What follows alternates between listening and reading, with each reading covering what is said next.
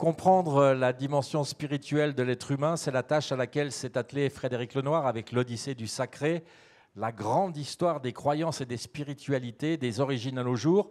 C'est Francis Esménard qui lui a suggéré de se lancer dans cette vaste entreprise. Frédéric Lenoir met ses 35 années d'expérience et de publication au service de cette histoire vieille de 100 000 ans. Un livre en deux parties, la première étant la grande fresque historique de ses croyances et de ses spiritualités, la seconde explorant les réponses possibles à cette grande question: pourquoi l'homme s'interroge-t-il sur la vie après la mort? Mais Frédéric Lenoir en parlera beaucoup mieux que moi.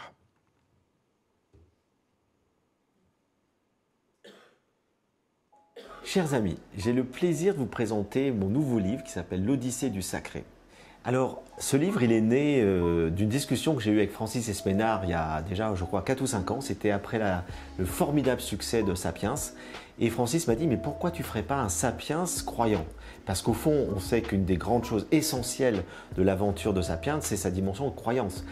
Pourquoi Sapiens est-il le seul animal qui croit en des choses invisibles, qui va construire des édifices, entre guillemets, qui ne servent à rien, des temples, des églises, des mosquées, alors que les autres animaux font toujours des édifices qui ont une fonction pratique. Pourquoi est-ce qu'il a cette capacité de symbolisation? Pourquoi est-ce qu'il s'interroge sur le sens de son existence? Et j'ai trouvé que c'était un très beau projet parce que ça résumait en même temps presque 35 ans de travail. Ça fait très longtemps, je me suis toujours intéressé à la spiritualité, même à titre personnel.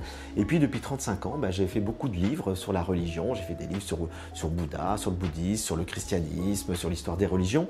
Et au fond, je me dis, c'est l'occasion peut-être de clore tout un grand parcours intellectuel en faisant cette fresque de 100 000 ans d'un point de vue historique, raconter l'aube du sacré. Ça commence comment? Avec Sapiens qui fleurit ses tombes, et puis ça se poursuit, et puis il y a des grandes articulations, montrer comment chaque fois qu'il y a un grand changement de mode de vie, notamment le passage du paléolithique au néolithique, le développement des empires, la modernité, chaque fois qu'il y a un grand changement de mode de vie, eh bien, la spiritualité évolue également.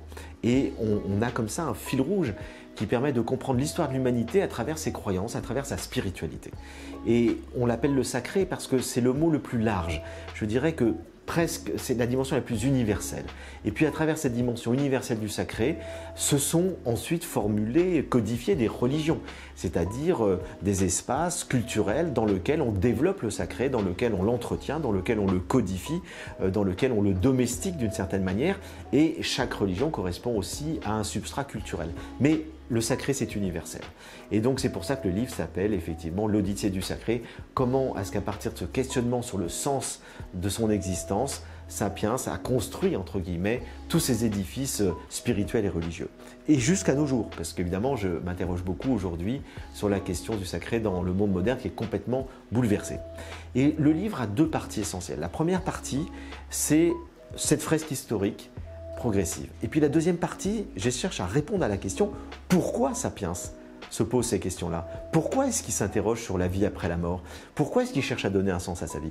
Et là, je fais dialoguer tout un certain nombre de penseurs, de philosophes, de scientifiques, c'est aussi bien Freud, Jung, Boris Cyrulnik, etc., qui interrogent, qui posent cette question-là, et j'essaie de mettre toutes ces réponses en perspective. Alors, il y a des réponses complètement matérialistes, athées, qui nous disent c'est uniquement la peur de la mort qui fait que l'être humain est un animal spirituel, et puis des réponses très différentes qui vont nous dire mais au fond ça fait partie de l'humanité d'avoir ce questionnement-là. C'est un des singularités de l'être humain et c'est pas forcément lié nécessairement à la peur de la mort. Donc on a des réponses très différentes.